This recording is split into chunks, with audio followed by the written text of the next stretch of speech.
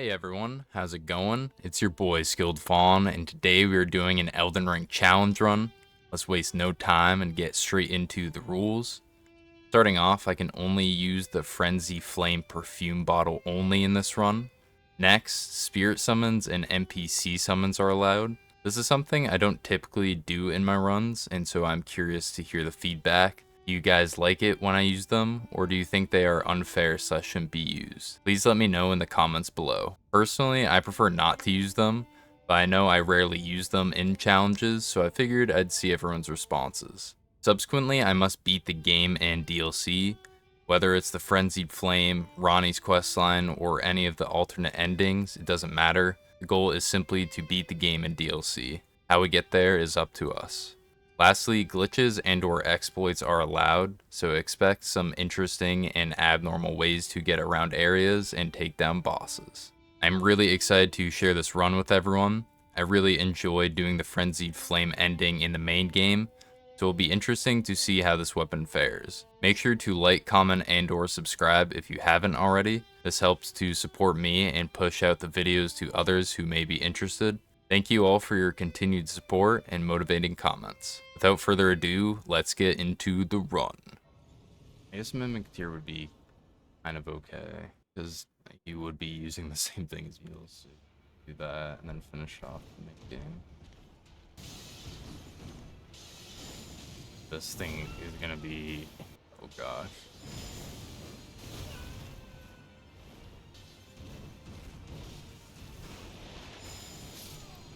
There we go, we got Margaret down. This is gonna be hard. Yeah, this is probably just gonna like tickle for Dawn. I do have to say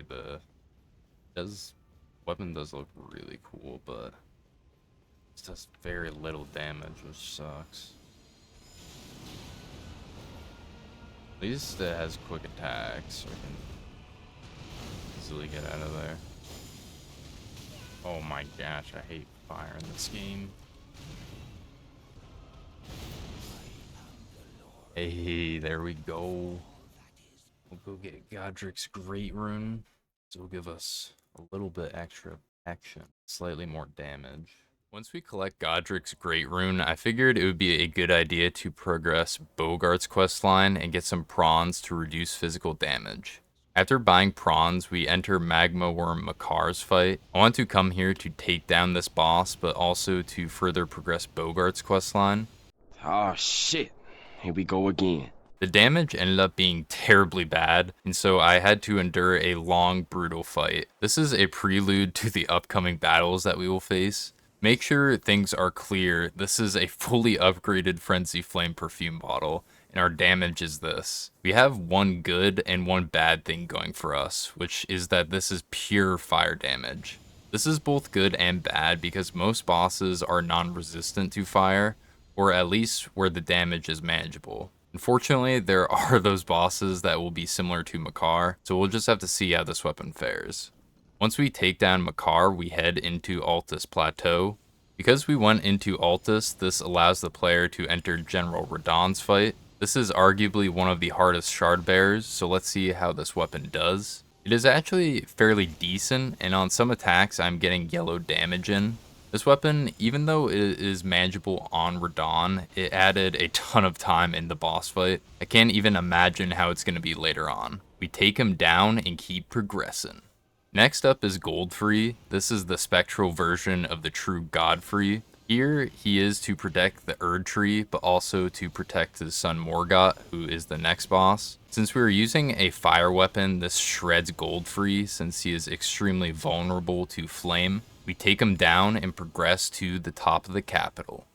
At the top of the capital and under the Erd Tree, we find Morgott the Omen King. This fight can be made easier with Margit's shackles, but I figured it would be fun to do it without it. The damage is once again very low, and so this means that we will have to persevere through this long ordeal.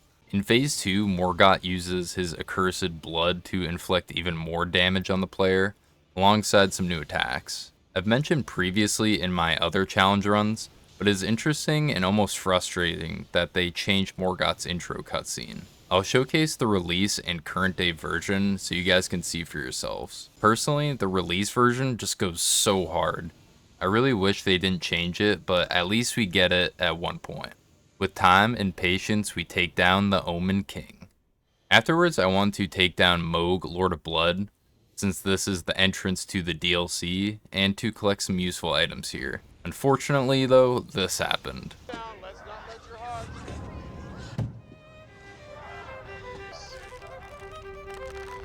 You fucking...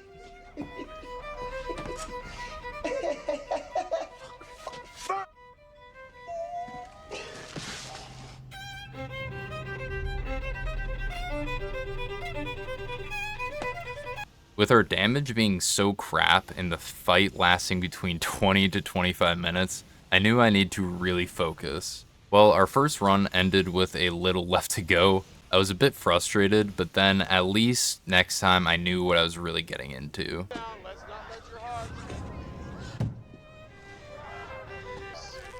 So we went back into Moog's fight, dealing the littlest damage possible. Now, I am sure some of you are saying just use a different weapon, change talismans, etc. Well, I cannot change weapons since this is a FrenzyFlame Perfume Bottle only run, so that's out. I could change talisman or maybe some of my armor to help increase my damage, but then I would be lacking in the defensive department. Essentially, I was kind of stuck. One thing I should also mention is that Moog, Lord of Blood, has 80% resistance to fire attacks, so yeah, that would explain a lot. I think the fight would have been more manageable if the weapon had some physical damage associated with it. Nonetheless, we take down Moog with blood, sweat, and tears. Subsequently, we enter Fire Giant's fight, and well, I'll just let the damage do the talking.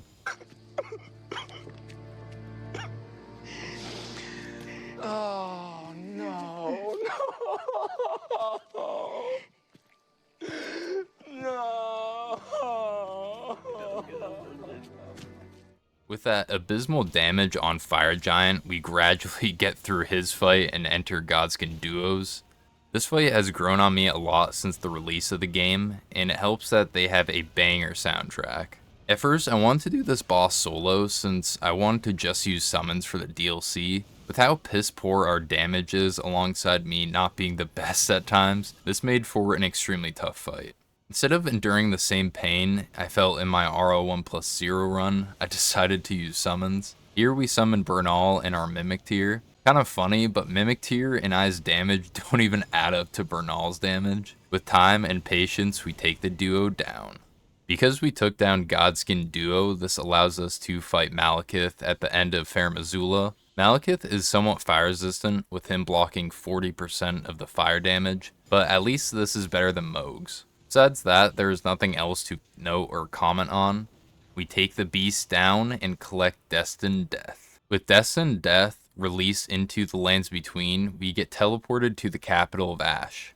Here we find Sir Gideon Ofnir and finally are able to fully use our weapon. This weapon has a lot of downsides, but the few upsides is that it is pure fire damage and inflicts the Madness status effect. Unfortunately, this is only effective on human/tarnished, so 90+% of the enemies we face won't be affected by Madness. Thankfully, with a few Madness procs and careful strategy, we take down the All-Knowing.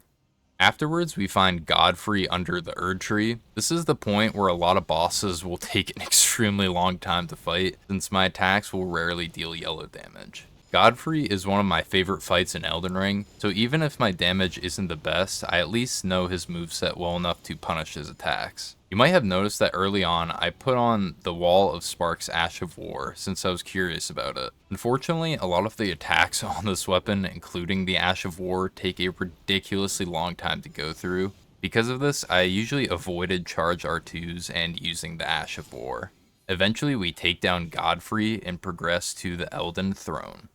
Next, we enter the final boss of the main game, which is Radagon and Elden Beast. There's not much to comment on in this boss fight, but one thing I want to talk about is that both of these bosses have 0% resistance to fire, so all of my damage will be inflicted. For those unfamiliar with bosses' resistance and how they work, I will briefly explain this. Essentially, bosses have between negative 100% and plus 100%. If a boss has a negative resistance, then more damage than normal will go through. If a boss has between 10 to 100%, then the damage source will be blocked based on the percentage. 100% means that no damage will go through. And with Moog, it was like 80 or 90%, so like the littlest amount was actually going through. I could go a lot more in depth, but I don't want to slam you guys with information. After some time, and with lots of patience, we take down Radagon and the Elden Beast, completing the main game. Subsequently, we go through and collect the medallion pieces to go towards Miquella's Haligtree. In the Haligtree, we find a few bosses, but most notable is Malenia Blade of Miquella. She is the hardest boss in the base game, and has a reputation for being extremely agile. I was worried beforehand because I wasn't sure if the perfume bottles would stun her during her attack animations. Luckily, they do stun her for a few seconds, which allows me time to roll away or attack again. Another thing I want to quickly mention is that when she dodges to her side, the attacks that I inflict will sometimes still hit her, which is quite nice because they kind of like arc out. Phase 2, Malenia ramps up things as she's way more aggressive and starts to use the Scarlet Rot status effect. She will do a bunch of waterfowl and clone attacks that can be deadly if hit. Using my previous knowledge of her fight, I time my rolls, attack when openings are available, and then finish her off. With Malenia defeated, let's head into the DLC. In the Realm of Shadows, our first boss is Divine Beast Dancing Lion. Once again, our damage output is extremely low, so I brace for a long and strenuous battle. Its phase 2 is the most difficult because it will switch between lightning, frost, and wind attacks. Making sure we don't get hit often, we push on through, taking it down.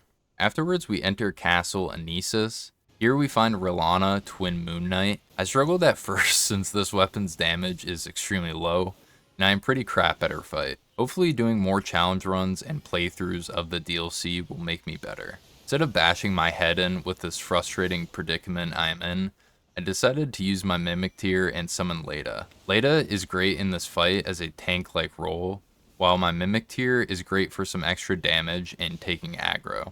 I figured it would be a good idea to give my Mimic Tier a bleed or rot weapon, since the damage on the perfume bottles is terrible. I mean, you could even see in that Godskin duo fight, like my Mimic Tier and I's damage didn't even equate to Bernal's. So if I didn't, it would be a very tough battle dealing with her hard-hitting attacks while having 3 times her health, so this is one reason why we did it.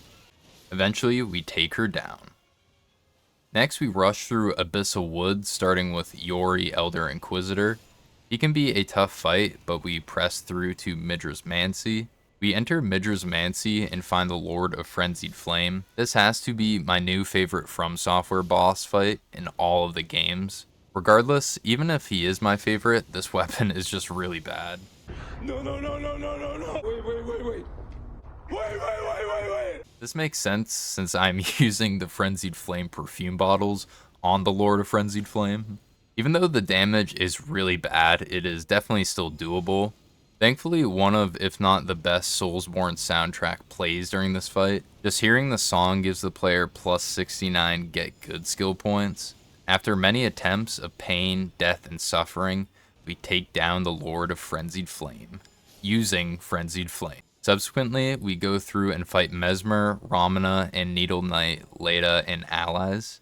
Similar to our previous boss fights, Mesmer and Ramana take an extremely long time due to our low damage. At least with Needle Knight, Leda, and allies, we're able to inflict the Madness status effect, since these are human enemies. Whenever humans go mad, they will lose a large chunk of HP and FP. Since these are NPCs, they just lose health. Eventually, we put each of them 6 feet under, so let's go towards the final boss of the DLC.